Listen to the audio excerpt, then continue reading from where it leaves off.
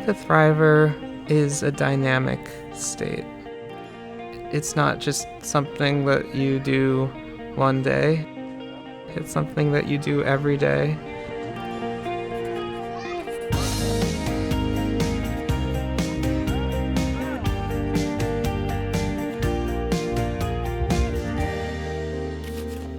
I've loved drawing for as far back as I can remember. My parents were very supportive of my drawing. They signed me up for classes. I watched a lot of cartoons. And I would go to the bookstore near my house and read all the art books. I loved Spider-Man and I loved Mad Magazine. All I ever wanted to do was be a professional comic book artist.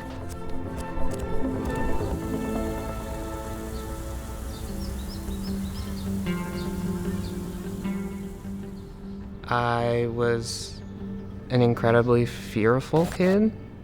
I was afraid of kind of just the childhood versions of all the things I'm afraid of now, so contamination and danger. I definitely had a lot of pent-up anger when I was very little.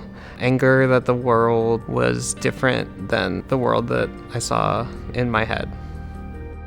He told us that he saw pictures in his brain and movies in his head.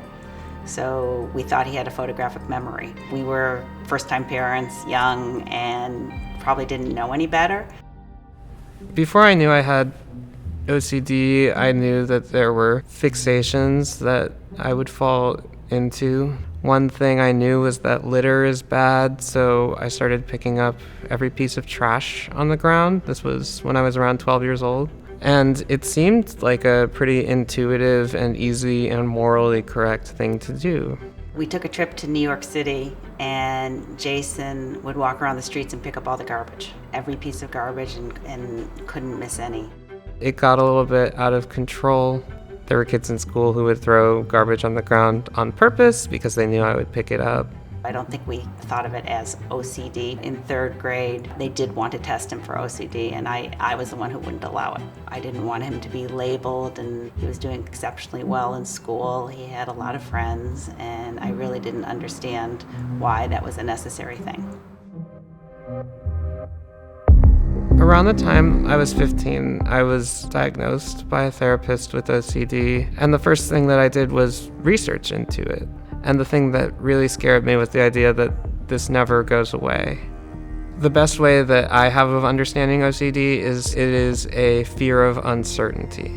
The roots started to grow and sink deeper and deeper into my daily life, and all of a sudden I was washing compulsively and avoiding touching things or being places and just fixating all day on a sense of contamination.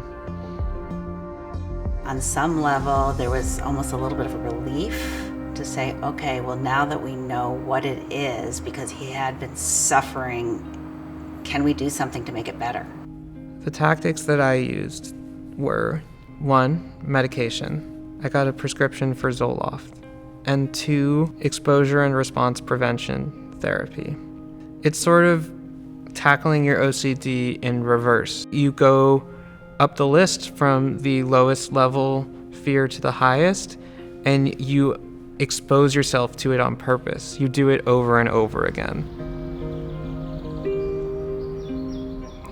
When I was a teenager and I was feeling really bad, I used to paint, and often I would forget the obsessions and know a minute of peace, and it was always my happy place. When I started making cartoons for The New Yorker, what I realized was my anxieties could also be funny, and so I could make jokes that had to do with my OCD. What did ultimately happen was there was a moment where I started being afraid that my work itself would be ruining people's day.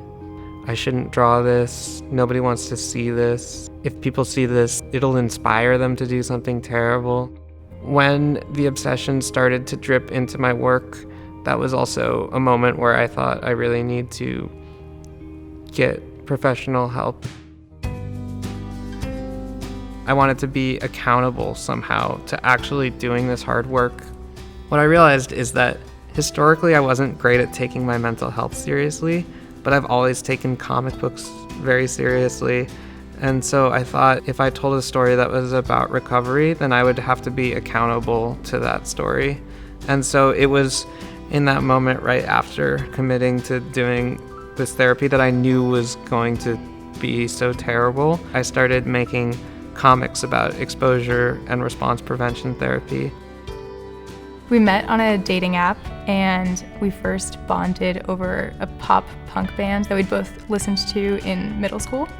And we kind of started dating immediately after that. He was really thoughtful and smart. I think he told me either on the first or second date. It was really early on. I knew he was working on a book, and so I believe he told me that it was a book about his experience with OCD. It felt like a lot immediately. It was like a window into his psyche. I like seeing him happy and safe and comfortable. When something triggers an OCD moment for him, I think in the beginning, before I really understood it or understood what can be most useful to him during those moments, I would also feel anxious. It feels bad to all of a sudden introduce just people who just want to be my friend, my partner, people in my family, just to introduce them to this world where all of a sudden they're secondhand worrying. I think there's a moment when he starts to feel really anxious or like he's having an OCD spike.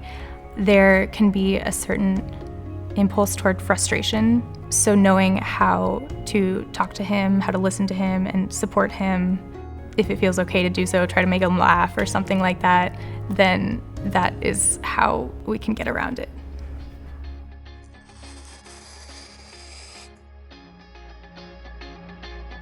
Having OCD takes up a lot of mental energy, and depending on what compulsions you're performing, a lot of physical energy. When I started finding some success with ERP therapy and with these meds, one thing I found was that I had a lot of energy, feeling really in the throes of OCD. It's the headline every morning, you know, like this is what your day is going to be about. And now it might be on page 6. And that means that the headline can be, you and Natalia walked across the Brooklyn Bridge on a whim, and you drew her portrait on the bridge. That feels incredibly meaningful. When he feels comfortable and safe and confident, he can light up a room. He gets really excited. He's a very creative person and he loves making things, and that could be a drawing or a song.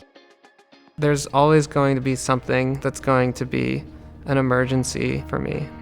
My hope is if somebody is watching this and thinking that some of this stuff sounds familiar, but they didn't have a name for it, there are therapists, there's medication, you're not alone. Jason is a thriver because he cares a lot about the world around him. He's introspective and knows himself really well, and I think that feeling of wanting to help people and be a good person in the world and be someone who can make deep connections was stronger than any of the challenges that he faced. I spent a lot of my life surviving OCD. I had to take my own health seriously before I could consider myself thriving. Every day we wake up and we make a lot of choices about who we want to be and how we want to live. It doesn't mean that your day won't have challenges, but it does mean that the way that you meet those challenges is an active decision.